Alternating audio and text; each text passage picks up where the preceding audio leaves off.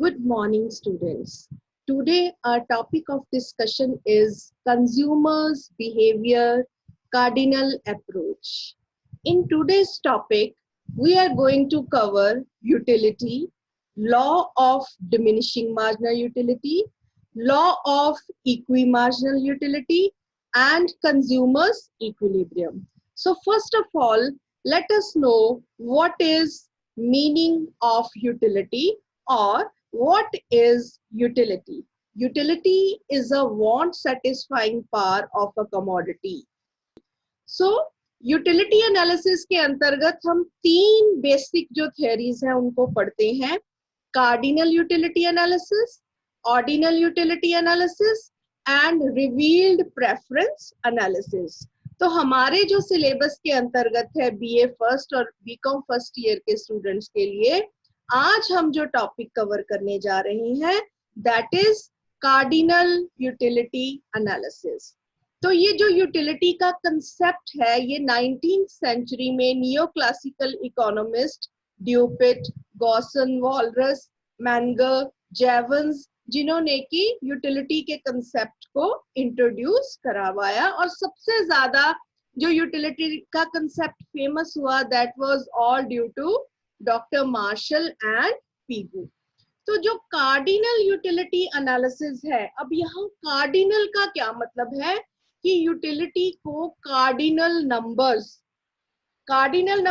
जो कि गिने जा सकते हैं 1, 2, 3, 4 एंड सो ऑन, कि यूटिलिटी को हम कार्डिनल नंबर्स में मेजर कर सकते हैं। यानी कि हम कह सकते हैं कि अगर हमें बहुत प्यास लगी है और अगर हम 1 गिलास पानी पी रहे हैं तो इस 1 गिलास पानी से हमें कितनी यूटिलिटी प्राप्त हुई according to the neo classical economist. तो अब हम बात करते हैं जो फेमस लॉ है। जब हम यूटिलिटी एनालिसिस की बात करते हैं हम कहते हैं commodity has a want satisfying power, कि यूटिलिटी क्या है कि अगर किसी वस्तु में हमारी वांट को, हमारी इच्छा को पूर्ण करने की क्षमता है तो उस वस्तु में यूटिलिटी है।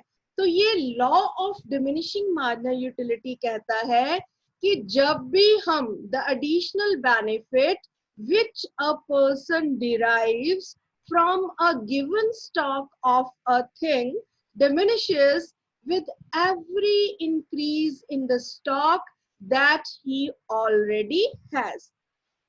ध्यान से देखिए, यहाँ हमें बताया गया है कि जब भी हम किसी वस्तु की और मात्रा लेते जाते हैं उससे मिलने वाली जो यूटिलिटी है, उससे मिलने वाला जो एडिशनल बेनिफिट है वो कम होता जाता है। जब भी हम किसी वस्तु की और मात्रा लेते जाते हैं उससे मिलने वाली यूटिलिटी कम होती जाती है। इसको हम एक एग्जाम्पल के साथ देखेंगे। हमें बहुत प्यास लगी है और हम भाग कर जाते हैं और पानी का एक गिलास जल्द से पी जाते हैं। फिर हमें लगता है कि हमारी प्यास नहीं बुझी, हम सेकंड ग्लास ऑफ वाटर भी लेते हैं, देन थर्ड, फोर्थ। तो हम देखते हैं कि पहले गिलास जो था हमारा पानी का जो था उसने हमें जो सेटिस्फेक्शन दी है सेकंड ग्लास से भी हमें मिली है, लेकिन उतनी नहीं जितनी की हमें पहले ग्लास से मिली है। और धीरे धीरे चौथे पांचवें ग्लास तक आते आते हमारी पानी पीने की इच्छा बिल्कुल ही खत्म हो जाती है। तो इसको हम इस सिंपल एग्जाम्पल के माध्यम से देख सकते हैं। तो ये जो फेमस स्टेटमेंट है आपके आगे जो आपके स्क्रीन में है आप देख सकते हैं, ये डॉक्टर मार्शल के द्वारा दी गई है। तो ये जो law of diminishing marginal utility है कुछ मान्यताओं पर आधारित है। तो वो कौन सी मान्यताएं हैं इस थियरी की? Utility can be measured in cardinal numbers. हम जो यूटिलिटी है, जो हमारी सीमांत उपयोगिता है, हम उसको कार्डिनल नंबर्स यानी कि 1, 2, 3 ऐसे हम उनको मेजर कर सकते हैं। दूसरी मान्यता है marginal utility of money remains constant. जो मनी की सीमांत उपयोगिता है हम ये मानकर चलते हैं कि वो स्थिर रहती है, उसमें कोई भी बदलाव नहीं आता। marginal utility of each commodity is independent of the utility of other commodity. एक वस्तु की सीमांत उपयोगिता पर दूसरी वस्तु की सीमांत उपयोगिता का कोई भी असर नहीं होता, यानी कि एक वस्तु की यूटिलिटी पर दूसरी वस्तु की यूटिलिटी का कोई भी असर नहीं होता। आप ध्यान देना कि हम जब लास्ट में इनकी सीमाएं भी पढ़ेंगे, लिमिटेशंस पढ़ेंगे, तो हम इन्हीं अजम्पशंस को जो है देन क्रिटिसाइज करेंगे कि ये जरूरी नहीं है कि ये सभी मान्यताएं लागू हों, क्योंकि अगर ये मान्यताएं लागू होंगी, ये अजम्पशंस फॉलो होंगी, तभी ये जो लॉ है ये एप्लीकेबल होगा। अगर ये मान्यताएं लागू नहीं होंगी तो ये लॉ एप्लीकेबल नहीं होगा। नेक्स्ट फोर्थ जो हमारी अजम्पशन है, very important assumption, rational consumer. Who is rational? जो कि ये जानता है कि मेरे लिए अच्छा और बुरा क्या है। रैशनल कंज्यूमर वो कंज्यूमर है जो अपनी सेटिस्फेक्शन को मैक्सिमाइज करना चाहता है। Then comes perfect knowledge. जो कंज्यूमर है उसको मार्केट की परफेक्ट नॉलेज है, उसको पता है कि कौन कौन सी कमोडिटीज अवेलेबल हैं। देन है डिविजिबिलिटी ऑफ गुड्स। अपनी जरूरत के अनुसार हम वस्तुओं को छोटे छोटे भागों में बांट सकते हैं। No change in taste, fashion and habits. हम ये मान के चलते हैं कि कंज्यूमर के टेस्ट, उसके फैशन और उसकी हैबिट्स में किसी भी प्रकार का बदलाव नहीं आता। तो चलिए एक शेड्यूल के द्वारा, एक टेबल के द्वारा हम समझते हैं कि ये law of diminishing marginal utility क्या है। आप अपनी स्क्रीन पे देख रहे हैं। फर्स्ट कॉलम में हमने लिया है number of apples, second column में है मार्जिनल यूटिलिटी और थर्ड कॉलम में हमने ली है टोटल यूटिलिटी। हमने फर्स्ट एप्पल लिया तो हमारी यूटिलिटी है 10, सेकंड एप्पल लिया, सेकंड एप्पल से हमें यूटिलिटी मिली है 8, थर्ड से 6, फोर्थ से 4, फिफ्थ से 2 यूनिट मिले हैं, सिक्स्थ एप्पल खाते खाते हमारी यूटिलिटी बिल्कुल ही खत्म हो गई। हम और सेब नहीं खाना चाह रहे तो हमारी यूटिलिटी 0 हो गई। और अगर हमें जबरदस्ती 7वां एप्पल भी खिलवाया जाए तो हम मे भी उसको डिस्कार्ड कर सकते हैं, तो हमारी यूटिलिटी जो है वो माइनस में चली गई। तो बेटा देखिए जो टोटल यूटिलिटी है कैसे आई। मार्जिनल यूटिलिटी का फर्स्ट यूनिट था 10, total utility 10। Next second unit की मार्जिनल यूटिलिटी को भी जब 10 के साथ ऐड कर लिया गया तो we have 18, then 18 plus 6 24, 24 plus 4 28, 28 plus 2 30, 30 plus 0 30, 30 minus 2 28। तो अगर मार्जिनल यूटिलिटी एक इंडिविजुअल यूनिट की यूटिलिटी को रिप्रेजेंट करती है तो टोटल यूटिलिटी पूरी की पूरी जितनी भी हम यूनिट्स ले रहे हैं उनको कंबाइंड फॉर्म में जो हमारे आगे आती है that is total utility. Now we come to the diagram. अब आप देख सकते हैं आपकी स्क्रीन में एक्स एक्सिस में हम ले रहे हैं units of apple, Y axis में हम मार्जिनल और टोटल यूटिलिटी को मेजर कर रहे हैं। तो आप देख सकते हैं मार्जिनल यूटिलिटी कर्व जो है वो डाउनवर्ड स्लोपिंग है from left to right. First unit से लेकर सिक्स्थ यूनिट तक मार्जिनल यूटिलिटी हमारी कम हो रही है। जैसे कि हमने देखा था फर्स्ट पे 10, सेकंड पे 8, देन थर्ड पे 6 एंड सो ऑन, और सिक्स्थ तक जाते जाते हमारी मार्जिनल यूटिलिटी 0 हो गई, जिसको कि हम पॉइंट ऑफ सैचुरेशन भी कहते हैं। और उसके बाद आप देखिए एक्स एक्सिस के नीचे आ गया है हमारा MU curve, that means marginal utility यहाँ पे हमारी क्या है, नेगेटिव। और अब हम टोटल यूटिलिटी कर्व की तरफ चलते हैं। ये देखिए आप इस शेप को देख रहे हैं आप टोटल यूटिलिटी कर्व की। तो टोटल यूटिलिटी जब जब हम और मात्रा एप्पल्स की ले रहे हैं हमारी टोटल यूटिलिटी बढ़ रही है। लेकिन ये एक पॉइंट आ गया जहां पर जब हमने 6th एप्पल लिया तो हमारी टोटल यूटिलिटी कांस्टेंट हो गई और उसके बाद हमारी टोटल यूटिलिटी में भी गिरावट आनी शुरू हो गई। तो अगर हम एमयू और टीयू का यहाँ पे रिलेशनशिप भी देखें तो जब मार्जिनल यूटिलिटी कम हो रही है लेकिन मार्जिनल यूटिलिटी पॉजिटिव है तो total utility is increasing. Total utility बढ़ रही है। जब मार्जिनल यूटिलिटी हमारी 0 है तो टोटल यूटिलिटी हमारी यहाँ पे क्या है, कांस्टेंट। और जब हमारी मार्जिनल यूटिलिटी नेगेटिव है तो टोटल यूटिलिटी यहाँ पे हमारी डिक्रीज हो रही है। So this is all about the relationship between TU and MU. Now, can we derive a demand curve with the help of utility analysis? So my answer is yes. Your marginal utility curve is your demand curve. How? Let us see. देखिए ये हमारे पास left hand side में ये जो diagram है इसमें हमने quantities ली है और मार्जिनल यूटिलिटी ली है। तो जब हम देखते हैं क्वांटिटी OQ1 है, मार्जिनल यूटिलिटी M1 है। जब क्वांटिटी बढ़कर OQ2 हो गई है तो मार्जिनल यूटिलिटी कम होकर कितनी हो गई है, M2। देन जब हमने क्वांटिटी Q3 बढ़ाई तब मार्जिनल यूटिलिटी कितनी होगी हमारी, M3।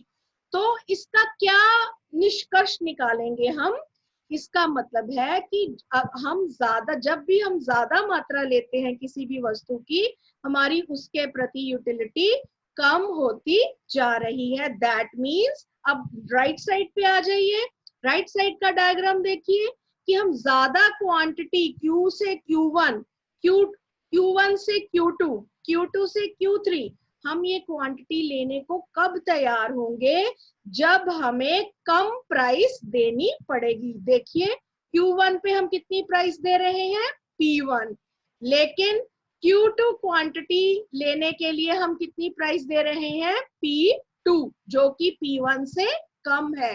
तो यानी कि हम ज्यादा क्वांटिटी लेने को कब तैयार होंगे, जब हमें उसके बदले में कम कीमत देनी पड़ेगी। और हम कम कीमत क्यों देना चाह रहे हैं, क्योंकि वस्तु की क्वांटिटी जब बढ़ रही है तो उसकी मार्जिनल यूटिलिटी कम हो रही है। सो ये जो diminishing marginal utility curve M है, यही हमारा क्या है, डिमांड कर्व है। क्योंकि हम किसका कंपैरिजन किसके साथ करते हैं, मार्जिनल यूटिलिटी का कंपैरिजन प्राइस के साथ करते हैं। यानी कि M1 should be equal to P1, M2 should be equal to P2 and M3 should be equal to P3।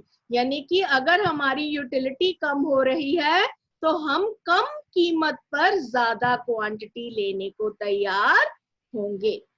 Next है, किन किन हालातों में ये जो है लॉ है लागू होता है, क्या कारण है इसकी एप्लीकेशन के। सबसे बड़ी बात तो कमोडिटीज आर इम्परफेक्ट सब्स्टिट्यूट्स। हर एक कमोडिटी का एक अपना रोल है तो वो एक दूसरे की जगह नहीं ले सकती। सेटेबिलिटी ऑफ पर्टिकुलर वांट, कोई भी एक इच्छा जो है जब हमारी पूर्ण हो जाती है तो हमारी दूसरी इच्छा जो है वो उत्पन्न हो जाती है। यानी कि हमारी किसी भी इच्छा की पूर्ण रूप से जो सेटिस्फेक्शन है वो पॉसिबल है।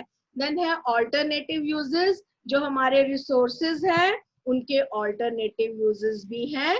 ये हम अपना चॉइस वाले जो चैप्टर में हम ऑलरेडी पढ़ चुके हैं। So now we come to the criticism. जैसे कि मैंने आपको पहले ही बताया था कि जो अजम्पशंस हैं वही हमारा क्रिटिसिज्म बन जाएंगी। देखिए first point, it is difficult to measure utility in cardinal numbers. अरे भाई ये तो कमाल हो गया, अगर हम कहें कि फर्स्ट ग्लास ऑफ वाटर पिएंगे तो 10 यूनिट मिलेगी यूटिलिटी, सेकंड पिएंगे तो 8 मिलेगी, थर्ड पिएंगे तो 4 मिलेगी। क्या रियल लाइफ में ऐसा संभव है? No, we can't measure the utility, we can compare. हम ये कह सकते हैं कि फर्स्ट ग्लास ऑफ वाटर से हमें ज्यादा यूटिलिटी मिली है as compare to the second, but ये हम एग्जैक्टली नहीं कह सकते कि 10 मिली, 8 मिली या 6 मिली। Then comes MU of money is not constant, not possible। Money की मान्य यूटिलिटी कभी भी स्थिर नहीं होती, कांस्टेंट नहीं होती। आप जानते हैं मनी की वैल्यू दिन ब दिन हमारी क्या हो रही है, रुपए की वैल्यू कम हो रही है, तो मनी की वैल्यू में चेंजेस आती हैं। तो मार्जिनल यूटिलिटी जो मनी की है वो उसमें कोई जो स्थिरता है वो नहीं पाई जाती। Every commodity is not an independent commodity. अब हम कह रहे हैं कि एक वस्तु की मार्जिनल यूटिलिटी का दूसरी वस्तु पे कोई असर नहीं पड़ता। अगर हमने अभी अभी गरम गरम कॉफी पी है और हमें कोई कोल्ड ड्रिंक ऑफर करे तो क्या हम रेडी होंगे उसको पीने के लिए? नो। तो दैट मीन्स जो कोल्ड ड्रिंक की यूटिलिटी है, मार्जिनल यूटिलिटी है, उसको किसकी यूटिलिटी ने प्रभावित किया? कॉफी की यूटिलिटी में। तो इसलिए ये कहना संभव नहीं है। तो हर एक कमोडिटी की जो यूटिलिटी है दूसरी कमोडिटी की यूटिलिटी को प्रभावित करती है। सो ये जो अजम्पशंस है हम मान के चलते हैं कि ये अनरियलिस्टिक अजम्पशंस है। Now we come to the very important second जो लॉ है हमारा, law of equi marginal utility. अभी जो हमने law of diminishing marginal utility किया उसमें हमने जस्ट एक कमोडिटी की बात की। अब हम किसकी बात करेंगे कि यहाँ कमोडिटी क्या है? यहाँ कमोडिटी है हमारी इनकम, कि जो हमारी इनकम है हम एक ही वस्तु पे तो खर्च नहीं करते, हम बहुत सारी वस्तुओं पर अपनी आय को खर्च करते हैं। तो हम ये law of equi marginal utilities की स्टेटमेंट पढ़ने से पहले मैं आपको इतना कहना चाहूंगी कि ये हमें लॉ ये बताता है कि हमें अपनी इनकम को, हमें अपने साधनों को इस तरह से खर्च करना है कि हर एक वस्तु पर जो लास्ट रुपी हमने स्पेंड किया है उससे मिलने वाली यूटिलिटी दूसरे वस्तु के लास्ट यूनिट पर जो मनी स्पेंड की गई है उसकी यूटिलिटी के बराबर हो। यानी कि हर एक वस्तु के लास्ट यूनिट से मिलने वाली यूटिलिटी आपस में क्या होनी चाहिए? बराबर होनी चाहिए। तो चलिए अब हम स्टेटमेंट देखते हैं क्या है ये। Other things being equal, a consumer wants to maximize his utility, will spend his income among different goods in such a manner that utility derived from the last unit of money spent on each good is equal. So mu of 1 upon price of 1 यानी कि marginal utility first commodity की divided by price of first should be equal to marginal utility of 2 second commodity divided by price of second commodity and so on. तो यानी कि हर एक जो last commodity पे खर्च किया गया है जो हमारा, तो वो क्या होना चाहिए? वो खर्च आपस में जो यूटिलिटी है वो सेम होनी चाहिए। तो इसको हम एक शेड्यूल के द्वारा देखते हैं। यहाँ फॉर सिंप्लिसिटी रीजंस हमने दो गुड्स ली हैं, MU of apples and MU of oranges, और ये है हमारी मनी स्पेंड। तो मान लीजिए हमारे पास 5 ही रुपए हैं। ये फर्स्ट कॉइन है 1 रुपए का, ये सेकंड कॉइन है 1 रुपए का, ये थर्ड कॉइन है, and so on. We have 5 coins of rupees 1 तो पहला रुपया अगर हम एप्पल्स पर खर्च करते हैं यूटिलिटी 10 है, और अगर ऑरेंजेस पे करते हैं तो 8 है। दूसरा अगर एप्पल्स पे करते हैं तो 8 है और ऑरेंजेस पे करते हैं तो 6 एंड सो ऑन।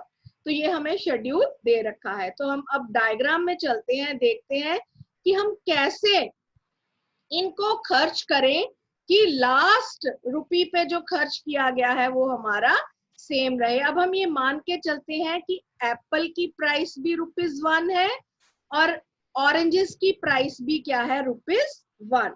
तो देखिए अगर 6 डिवाइडेड बाय 1, अगर 3 रुपए हम एप्पल्स पे खर्च करते हैं और 2 रुपए खर्च करते हैं हम ऑरेंजेस पे, तो लास्ट रुपी 6/1, 6/1। तो यहाँ पे हमारा ये लॉ लागू हो रहा है। आप देखिए, ये देखिए डायग्राम में, ये जब हमने 3 रुपए खर्च किए एप्पल्स पे तो ये ए पॉइंट है, ये हमारा पॉइंट एफ है, ये जो डॉटेड लाइन है आपस में टच कर रही, ये बता रही है कि MU of apples is equal to MU of oranges. Money spent on apples is equal to money spent on oranges. और यहाँ पे अगर हम सारी टोटल यूटिलिटी को हम ऐड करेंगे तो इसी पॉइंट पर हमारी यूटिलिटी मैक्सिमम होगी, टोटल यूटिलिटी। अब आप कहेंगे कैसे? तो देखिए, अगर हम एक अतिरिक्त रुपीज और एप्पल्स पर खर्च कर देते हैं तो हमें यूटिलिटी और अतिरिक्त कितनी मिल रही है? ये देखिए, दैट इज आवर गेन।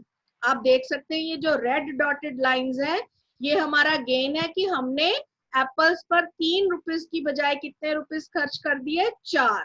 और अब हम देखते हैं ऑरेंजेस पर हमने 2 खर्च करने की बजाय कितने खर्च किए? सिर्फ 1।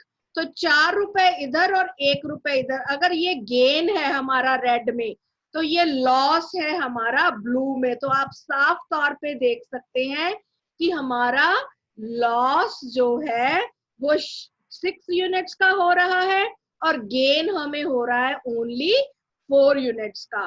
तो दैट मीन्स हमारी टोटल यूटिलिटी में कमी पाई जाएगी। तो दैट मीन्स कि ये जो law of equi marginal utility है, इसके रहते हुए ही जो कंज्यूमर है वो मैक्सिमम सेटिस्फेक्शन को प्राप्त कर सकता है।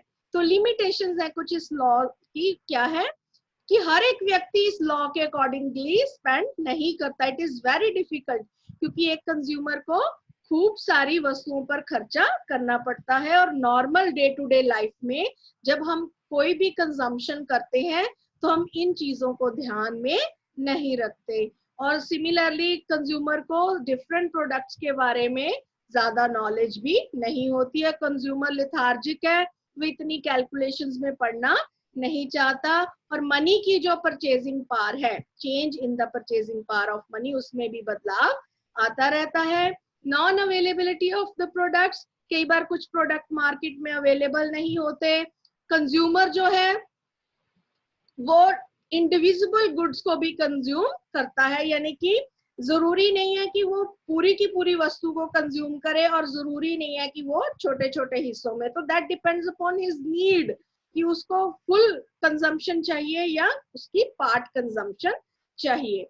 देन इफेक्ट, जो फैशन का इफेक्ट है, कस्टम्स का, जो हमारे रीति रिवाज है, उसमें हम इन चीजों का ध्यान नहीं रखते। और यूटिलिटी को हमने पहले ही कहा कार्डिनल नंबर्स में मेजर करना मुश्किल है। देन जो कीमतें हैं अगर उनमें भी बदलाव आ जाता है तो ये हमारा law of equi marginal utility का जो पैटर्न है उसमें भी बदलाव आ जाएगा और कंज्यूमर की प्रेफरेंसेस में भी बदलाव आता है। तो ये देखिए, अगर यहाँ पे भी हमने डिमांड कर्व डेरिवेट करना है, यहाँ मान लीजिए पहले जो प्राइस है टू कमोडिटीज की, दोनों की एक है, एप्पल्स की भी एक है, ऑरेंज की भी एक है। तो हम एप्पल्स और ऑरेंज की जब दोनों की एक एक प्राइस है तो हम यूनिट्स कितने ले रहे हैं, 8 और 8।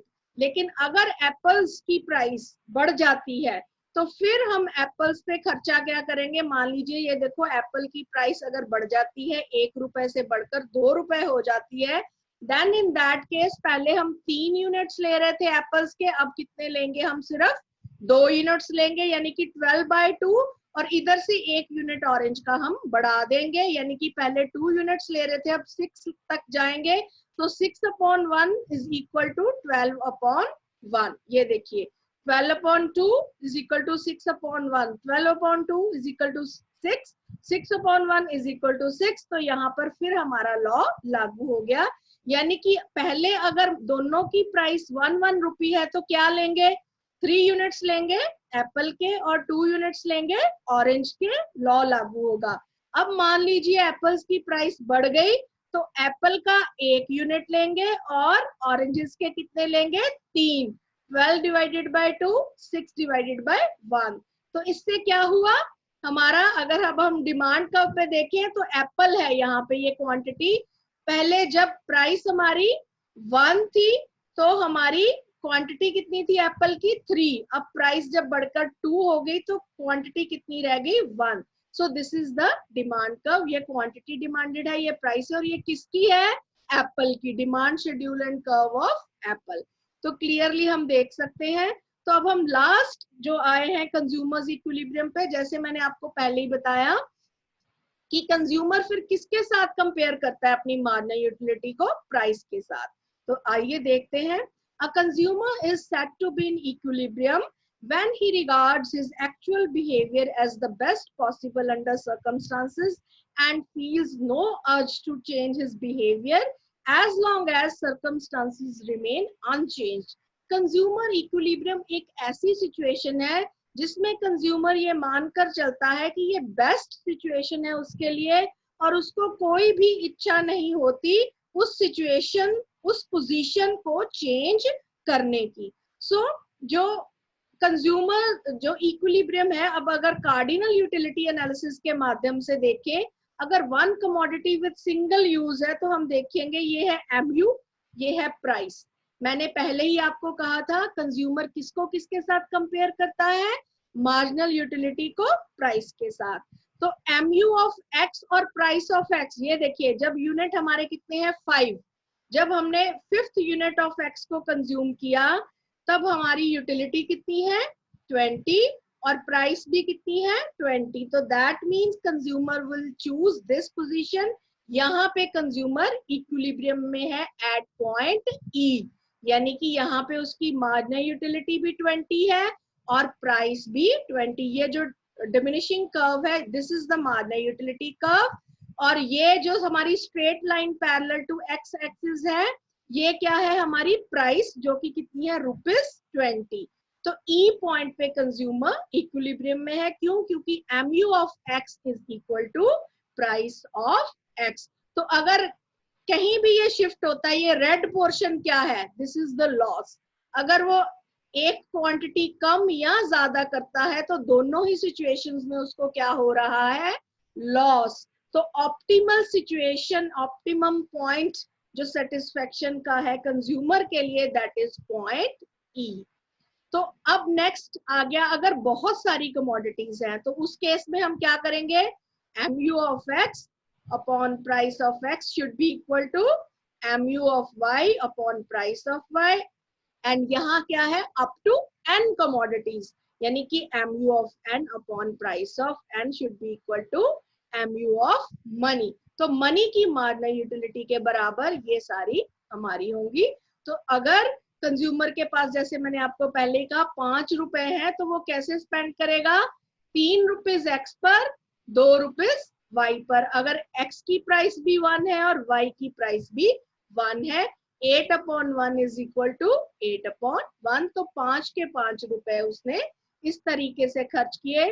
तो ये देखिए सेम डायग्राम है, देखिए यहाँ पे यूनिट्स ऑफ मनी है, यहाँ units of X and units of Y है।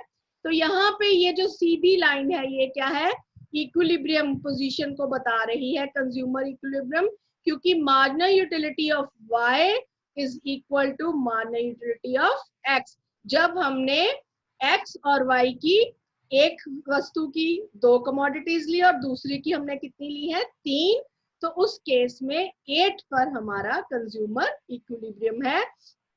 तो this is our last diagram. तो बेटा ये जो जितने भी हमने आज टॉपिक्स कार्डिनल यूटिलिटी एनालिसिस के अंडर किए हैं, इसके लिए ये आपकी सिलेक्टेड रेफरेंसेस हैं। इन बुक्स की आप मदद से इस टॉपिक को और भी अच्छे तरीके से जान सकते हो। 2 मिनट के लिए मैं जस्ट आपको इस टॉपिक की यूजफुलनेस आपको बताना चाहती हूँ कि ये जो हमने कार्डिनल यूटिलिटी एनालिसिस जो हमने पढ़ा है, ये हमें कंजम्पशन, प्रोडक्शन, एक्सचेंज, डिस्ट्रीब्यूशन, इन सब में हमें हेल्पफुल होता है। कंज्यूमर ये डिसाइड कर पाता है कि उसके लिए बेटर पोजीशन क्या है, बेटर सिचुएशन क्या है, जिसमें कि वो मैक्सिमम सेटिस्फेक्शन जो है वो प्राप्त कर सकता है। सिमिलरली प्रोड्यूसर ये डिसीजन ले सकता है कि कौन सी पोजीशन में उसको मैक्सिमम प्रॉफिट जो है वो हो रहा है। सिमिलरली डिस्ट्रीब्यूशन में जो है, जो हमारे फैक्टर्स ऑफ प्रोडक्शन है, ऑप्टिमली किन पोजीशंस पे वो कैसे काम करते हैं, उसका डिसीजन भी हम इस एनालिसिस से ले सकते हैं।